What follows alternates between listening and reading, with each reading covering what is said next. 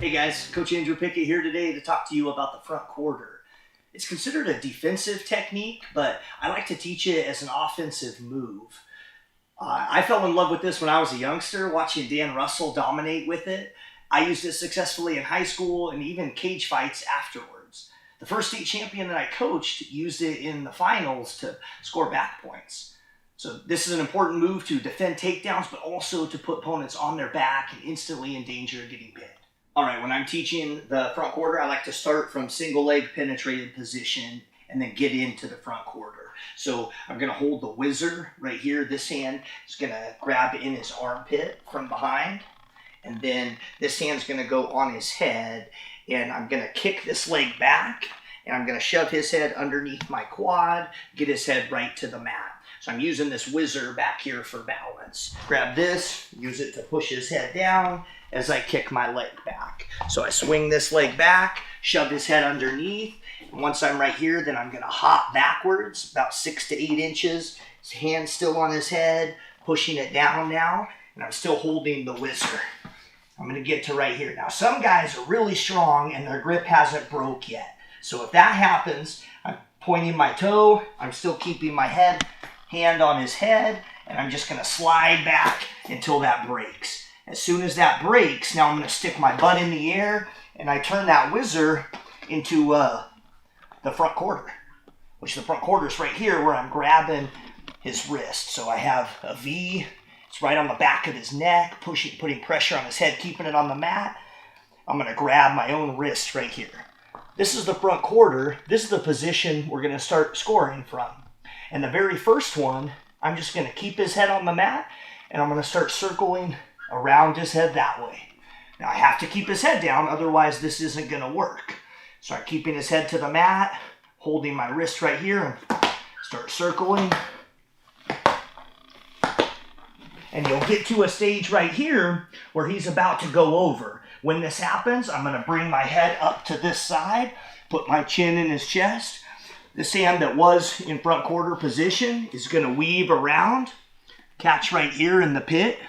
And I'm gonna put my chin right on his chest, and I'm gonna sag him back into a pin. This hand goes across. Instantly get to a pin from the front quarter, walking around his head.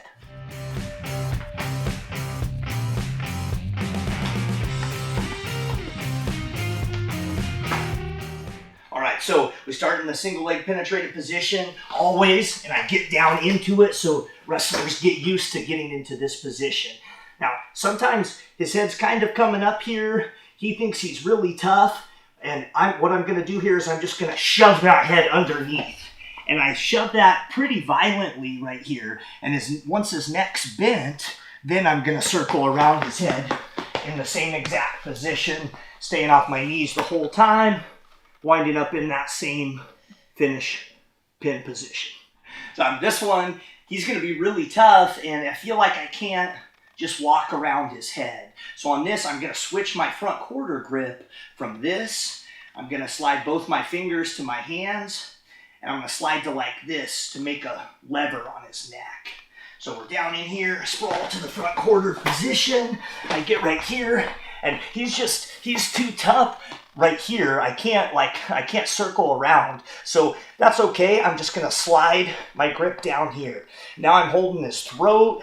I'm holding my forearm right now. Is it possible to see that? Can you see that in there?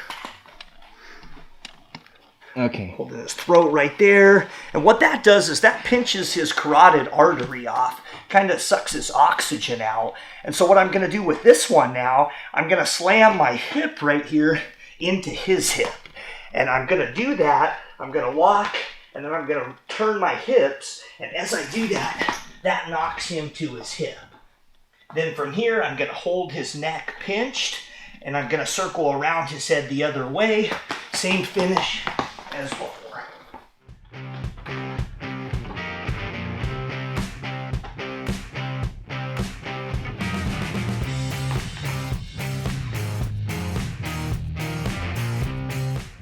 Next one, opponent thinks he's crafty by standing up.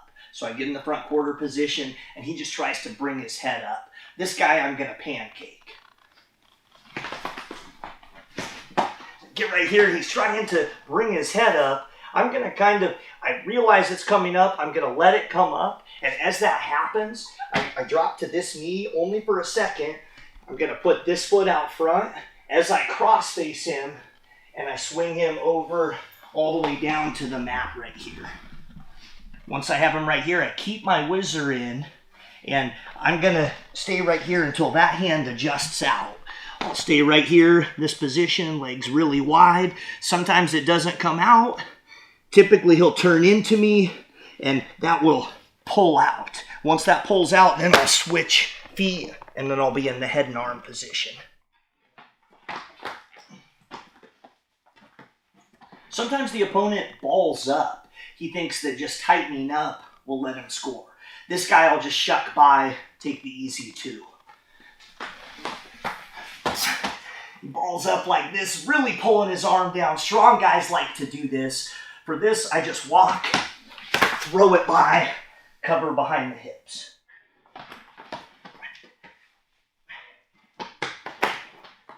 After teaching different ways to score with the front quarter, of course you have to practice how to get into it. So I practice it off all of the shots. First is the single shot.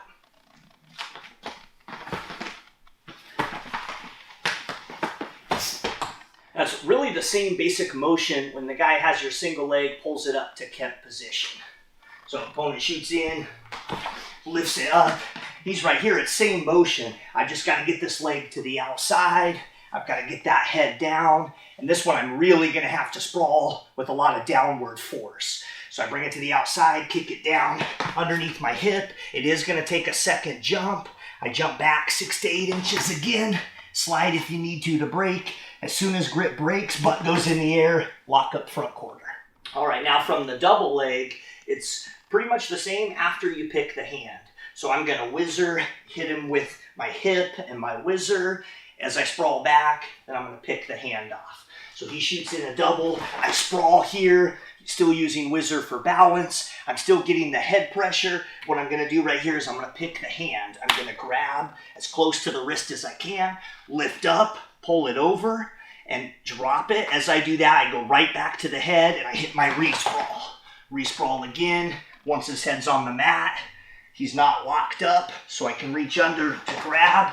Instantly butt in the air, front quarter position. Next, opponent's going to shoot high crotch.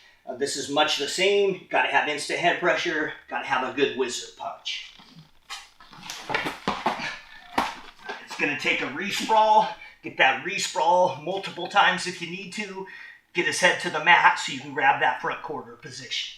This last one is for an end of the match type of deal. You're down points, opponent's down on the mat. I'm going to start freestyle starting position and move right to the front quarter. So I start right here. And again, I only recommend this if there's less than 10 seconds left and I'm down by more than a point or two. Then I'm going to go right to my front quarter. So I'm from right here, instantly off the whistle. I'm going to attack the head and I'm going to go for that front quarter position.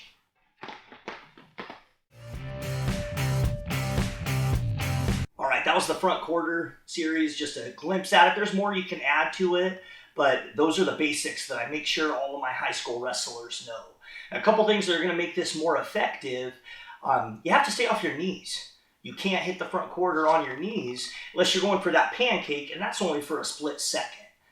The other thing, you have to be able to maintain pressure through your grips. So you're holding this grip, and you have to be able to switch up to this one without losing your head pressure. Anytime you lose your head pressure in the front quarter, the move goes away. Another thing that's going to make this more effective is intensity. If you're intense down here, you're being physical with him, you're giving him some pain to think about, your move's going to be more effective. Well, that's it for today. Thanks for watching till the end. Let's get a break. On the clap. Ready?